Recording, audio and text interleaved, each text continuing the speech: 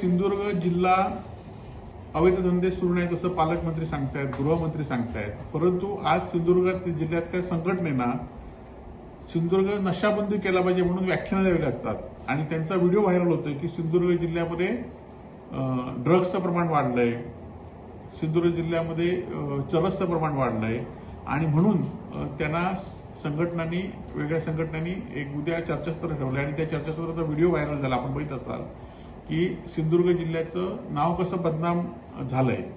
खरं तर हे जर आम्ही विरोधकांनी केलं असतं, जसं आम्ही कायदा सुव्यवस्थेबाबत म्हणतोय, राजकीय घटनांबाबत बोलतोय, तेव्हा सिंधुदुर्ग वासियांचं नाव आम्ही खराब केलं म्हणून, बदनाम केलं म्हणून सांगतायत.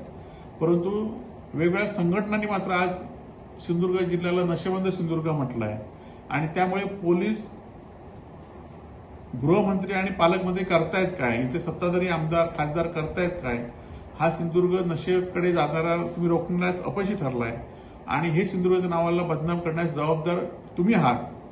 आणि ह्यामुळे तुम्ही नुसती आश्वासन किंवा नुसतं हे करून चालणार नाही, तर ह्या नशेबंद सिंधुदुर्गासाठी तुम्ही काय पाठीशी जाणार त्याच्या आणि हा कसा थांबवणार याचा तुम्ही विचार केला पाहिजे.